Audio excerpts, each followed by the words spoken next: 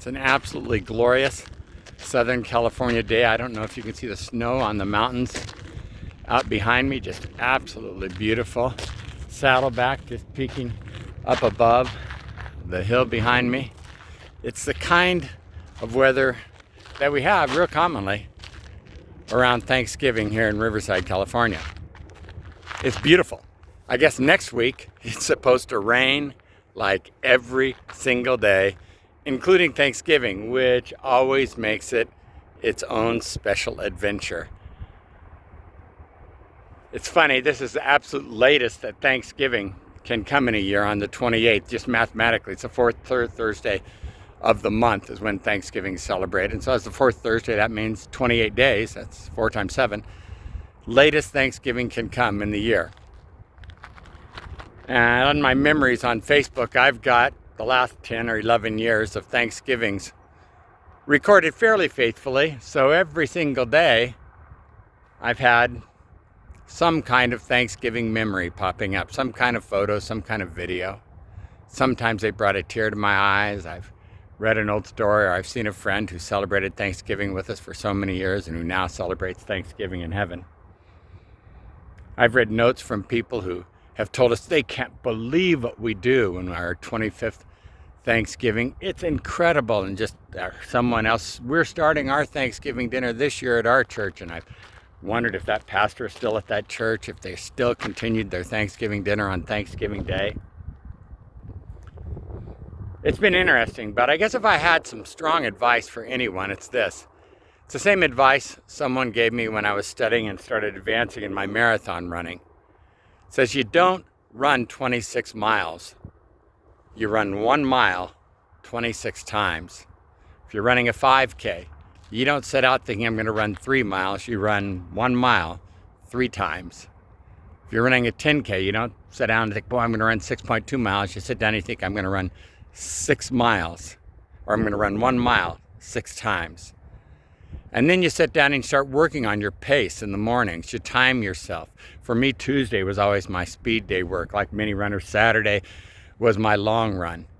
And so I'd get those kinds of runs in so that I'd have it and I could start understanding my pace. I mean, my watch is even going now while I'm doing this. I'm not working much on my pace, but at mile 1, I still faithfully checked my pace like I always have done for forever.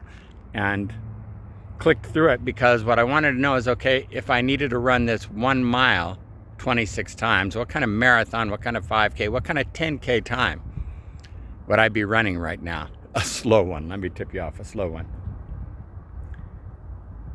And life is much the same way. We wake up, I only sleep about 5 or 6 hours a night, but you may sleep 6 or 8 hours a night, I hope. And so what you've got is maybe 16 hours to operate with. And if you sit down and you think to yourself, man, I've got to get through this whole day. But if you think, I really only need to get through this hour, and get through this hour 16 times. Do it well, do it right, be kind, be gentle, be gracious. 16 times. If you get through the week and think, man, there's no way I can get through this week. And if you look at the year and think, oh man, another year coming, there's no way I'm going to make it through 52 more weeks and another year of all the things that are out. Remember, you just need to do 1 hour 16 times.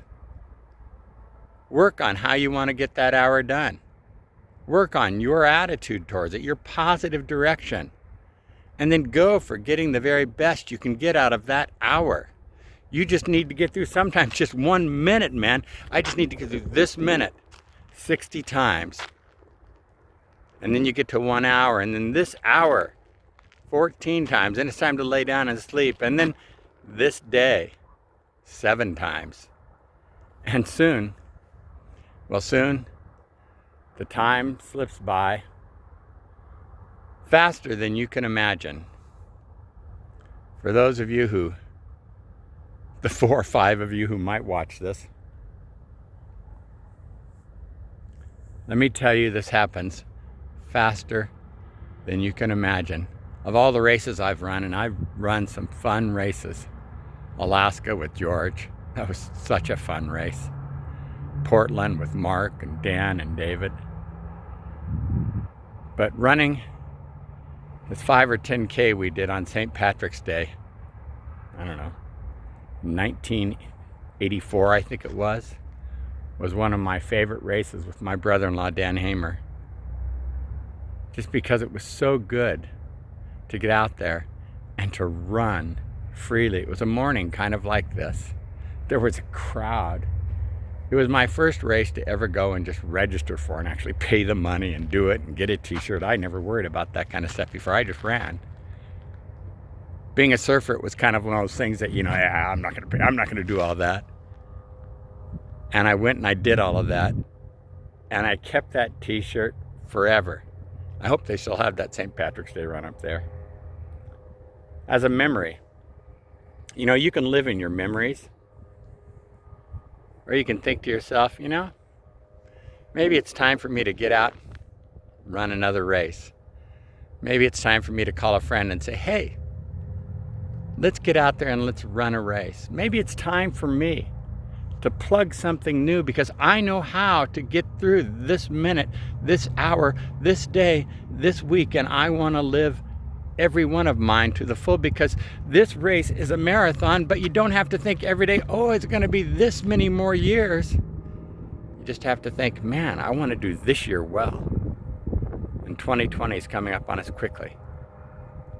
And we don't want to use 2020 as a year of hindsight of what we could have done differently looking back, but instead we want to use 2020 as a year of vision looking forward and how we can do it well. To do 2020 well, we just need to run it 1 mile 26 times and tackle that marathon knowing that we've given it our best when it comes to 2021.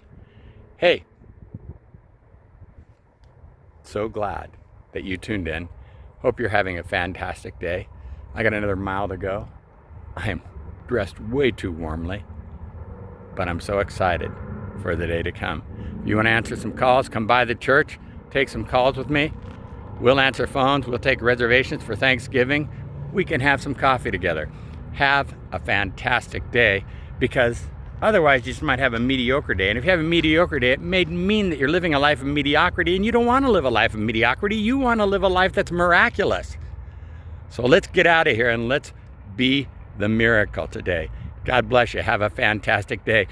Just need to do this day just once.